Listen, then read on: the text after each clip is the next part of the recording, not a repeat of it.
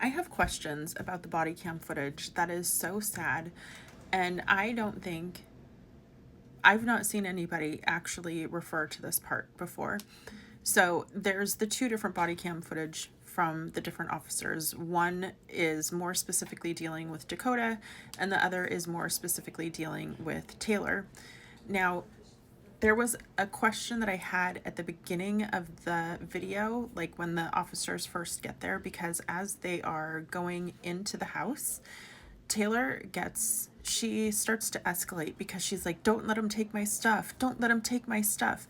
And as she's saying that, the officer who is behind Taylor, on their body cam footage, you can see that Dakota has walked towards the back of the house and he's standing in that area in front of where the garage door is, the closet, and the bathroom. I don't know why he goes back there. I was trying to see if on the footage of Dakota, if he had actually ever gone into the bathroom. Unfortunately, I think what happens is when he goes to the bathroom is when the two officers start talking and the sound is muted.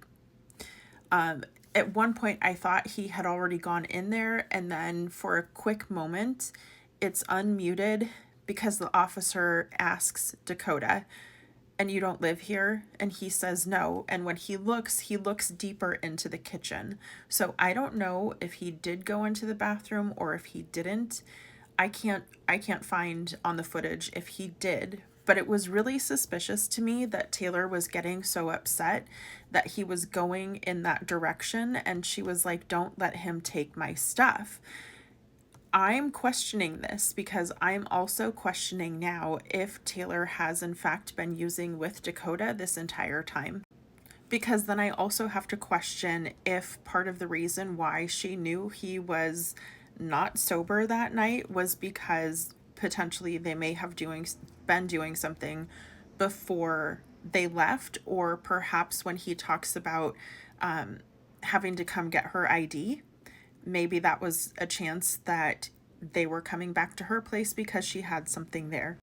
And the reason why I say that is because she gets very upset about him heading towards that direction of her house. And I have to question, number one, why?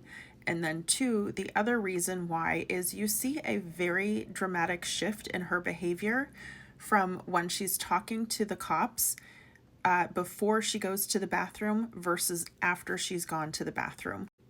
So there's a point at which that she's in the kitchen and she's been drinking water. She's been taking sips of water, and that doesn't change her demeanor. That doesn't change how emotional or lack thereof she is. And then she eventually, at some point, asks to use the restroom. And mind you, this is why I'm questioning it, why it's so suspicious. Because how many times does Taylor Frankie Paul have to actually pee?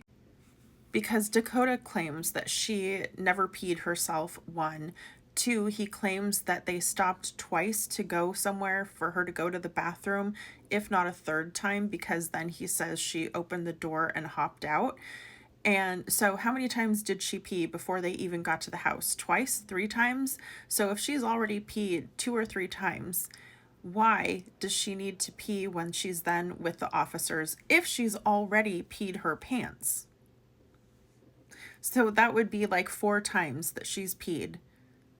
Which I get it. She's postpartum. She's had two kids. You can easily pee herself, which is another thing that I have an issue with the cops and all three of these men in this situation. Because why are they questioning if she peed her pants? She's had two children. It is most like, how many women sneeze after having a child and have incontinence? It is very likely that she did pee her pants. However, they have this image in their mind that it's going to be soaking wet, and that's not often the case. It may have been that she peed her pants just to the degree that she knows it and she's aware of it, but it doesn't have to be to the degree that other people can see it or know it, but it still happens. But here's the thing. So, how many times has Taylor Frankie Paul had to empty her bladder throughout this night?